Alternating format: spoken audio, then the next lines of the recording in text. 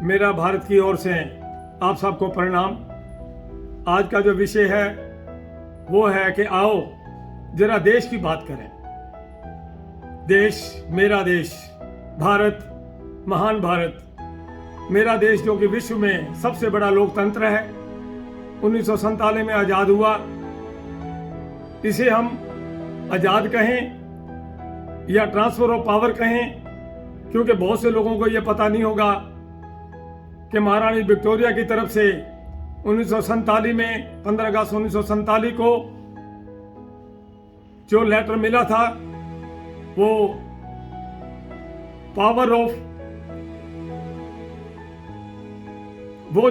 Letter मिला था वो पावर को ट्रांसफर करने का था। ऐसा केवल हिंदुस्तान में नहीं हुआ, उस समय 72 देशों को इंग्लैंड ने आजाद किया था। और जब ये लेटर दिया गया, और लेटर ये किसको दिया गया, जो पहले ही खासकर उसी सभ्यता से जुड़े हुए परिवार था और जो एंग्लो इंडियन टाइप जिनका जीवन था, उनको वो दे करके सत्ता चले गए। और उसके दौरान आगे भी उसी तरीके से हमारे देश को 70 सालों तक उसी कल्चर को आगे बढ़ाया गया। 15 अगस्त 1947 को भी ये बात बताना चाहूंगा, यही कारण था कि महात्मा गांधी मंच पर नहीं थे, क्योंकि जब उनको बुलाया गया तो उन्होंने ये कहा था कि ये पूर्ण आजादी नहीं है, ये ट्रांसफर ऑफ पावर है। ये बड़ा दुखदाई बात थी, क्योंकि आम जनता को पता नहीं है, लेकिन ये सच्चाई है। खैर, जो भी हुआ, हमारा देश आजाद हुआ। वो अलग बात है कि 70 के दशक में हमारे प्रधानमंत्री के रूप में श्रीमती इंदिरा गांधी आई, जो बहुत मजबूत इरादे की थी।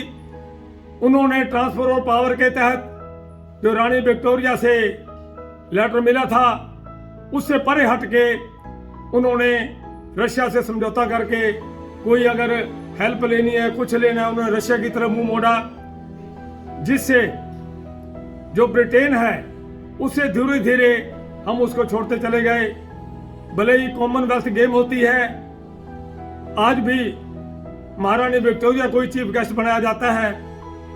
कुल मिला के मैं इतनी गहराई में ना जाते हुए ये कहूंगा कि 70 सालों में जो हमारे देश में हुआ सो हुआ, मैं उसकी गहराई में अब नहीं जाना चाहूंगा।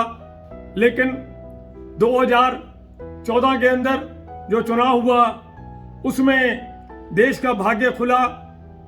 एक ऐसा महापुरुष, ऐसा व्यक्तित्व पूरी मेजोरिटी लेके आया, जो कि गैर कांग्रेसी सरकारों में ये एक पहला प्रधानमंत्री थे जो पूरी मेजोरिटी के साथ आए, जिनका नाम है श्री नरेंद्र मोदी। उन्होंने आकर के देश में जितने भी, चाहे वो टैक्स से संबंधित हो, चाहे कुछ हमारी सुरक्षा से संबंधित हो, चाहे एडमिनिस्ट्रेशन के हो, कुछ ऐसे कानून जो 47 से हमारे ऊपर बोझ बने हुए थे, उन्होंने उनको बदला। देश की सीमाओं को मजबूत किया। जो सेनाओं के पास बुलेट प्रूफ तक जैकेट नहीं थी, उनके पास यहाँ तक कि शूज पुराने थे, यहाँ तक कि हथियार को जर लग चुका था।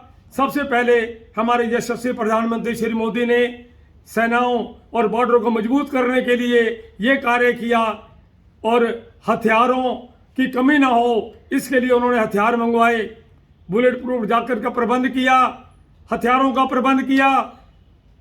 बाहर से कंपनियां लाकर हमारे देश में हथियार बनाने की फैक्ट्रियां लगाई, और तो और फ्रांस से राफेल मंगवाए गए। पाकिस्तान को सबक सिखाने के लिए सर्जिकल स्ट्राइक की गई। अर्थात इतने काम है कि मैं यहां पर सारी लिस्ट नहीं कहना चाहता, लेकिन देश की सुरक्षा से संबंधित जरूर कहूंगा कि मैं इस बात को अभी तक नहीं समझ सका कि हमारे देश में कुछ लोग ऐसे हैं जो हमेशा हमारी सेनाओं पर शक करते हैं। अगर हम आतंकवादियों को मारते हैं तो उसका विरोध करते हैं, अगर राफेल को फ्रांस से मंगवाया गया तो उसका विरोध किया गया, अगर किसी यूनिवर्सिटी में इस तरह के नारे लगते हैं के टुकड़े टुकड़े भारत के, उसका वो लोग समर्थन करते हैं, और अगर उन पर एक्शन होता है तो उसे देशद्रोह का नाम दिया जाता है। ये सब क्यों हो रहा है? कौन है ये लोग जो देश के विकास के लिए, जब भी हमारे प्रधानमंत्री कोई एक पार्टी के प्रधानमंत्री नहीं है, मैं भी एक नागरिक हूं, वो सारे देश के प्रधानमंत्री हैं, लेकिन जब भी देश के विकास के लिए वो कदम उठाते हैं, यही लोग विरोध करते हैं। ऐसा क्यों कर? कौन है ये लोग? अभी आजकल ये पता चला कि टुकड़े टुकड़े गैंग का एक सदस्य, जो देश में अपने आप को सत्ता संभालने वाली पार्टी कहती है, उन्होंने उसे गले लगाया है। और तो और उस पार्टी के लोग पाकिस्तान जा जाके प्रेस कॉन्फ्रेंस करते हैं, हमारे देश के खिलाफ बोलते हैं, और यहां आकर जब बात होती है तो वो कहते हैं कि ये तो हमें अभिव्यक्ति की आजादी है। क्या ये अभिव्यक्ति है? अभिव्यक्ति की आजादी का मतलब ये होता है कि अगर आप कोई भी बात ऐसी करो जिससे हमारे देश को नीचा ना देखना पड़े। लेकिन ये लोग क्या कर रहे हैं? हमारे देश के साथ विश्वासघात कर रहे हैं। देश को एक ऐसा प्रधानमंत्री मिला है जो कॉमनली तरीके पर सेकुलर बात को साथ लेते हुए, सबको साथ लेते हुए देश को मजबूत करने के काम कर रहा है। चाहे वो सीसीए हो, उसका विरोध किया गया। अब जनसंख्या उन्मूलन की बात चल रही है, उसका विरोध अभी से हो रहा है। अर्थात मोदी जी की सरकार ने जो भी कदम उठाया उसका विरोध ही करते हैं ये लोग। ये किस मानसिकता के लोग हैं? क्या सत्ता लेने के लिए ये जाति पाति और मोदी जी का विरोध ये सारा इसलिए करते हैं? सत्ता लेने के लिए अपने देश को नीचा दिखाने में बाज नहीं आते? सत्ता लेने के लिए अपने सेना को नीचा दिखाने में बाज नहीं आते? सेना के जनरल को आगे सफाई देनी पड़ती है। इवन के अपोजिशन के कुछ लोगों ने हमारे सेनाध्यक्ष को गुंडा तक कह दिया। आज भी इलेक्शनों में शरेआम हमारे प्रधानमंत्री को मंच से गाली दी जाती है। हम सब सुनते हैं। क्यों सुनते हैं? ये हमें सोचना है। अगर हम देश का भला चाहते हैं तो ऐसे लोगों को नकारिए। क्यों कई स्टेटों के अंदर क्यों ऐसे लोगों को वोट मिलते हैं? हम देश के नागरिक हैं। अगर हम देशभक्ति हमारे अंदर है, हमें हर ऐसे व्यक्ति का विरोध करना पड़ेगा जो हमारे देश के खिलाफ बोलता है। हर ऐसी पार्टी का विरोध करना पड़ेगा जो हमारे देश के खिलाफ बोलती है। हम देश से जुड़े हैं, किसी पार्टी से नहीं है। हमारा देश सबसे पहले है, बाकी चीजें बाद में हैं। साथियों, कभी कभी मुझे बहुत दुख होता है कि आज जब कोई राष्ट्रवाद की बात होती है तो उनको तकलीफ होती है। क्यों? अगर राष्ट्रवाद की बात को देखूं तो मुझे वो अंग्रेजों का वो लफ्ज याद आ गया जब उनके गवर्नर ने कहा था कि हिंदुस्तान में अगर सत्ता करनी है तो राष्ट्रवाद पैदा मत होने दो, क्योंकि राष्ट्रवाद अगर पैदा हो गया तो हम इसको ज्यादा समय तक गुलाम नहीं रख सकते। इसलिए उन्होंने एक राष्ट्र का नाम नहीं दिया था, अलग अलग राज्यों के हिसाब से उनको रखा। और जब एक राष्ट्र की बात आई तो उसके दो टुकड़े कर दिए। क्या वही मानसिकता चल रही है? क्या हम आजाद होकर भी हम अपने देश के बारे में इस तरह की भावना रखते हैं?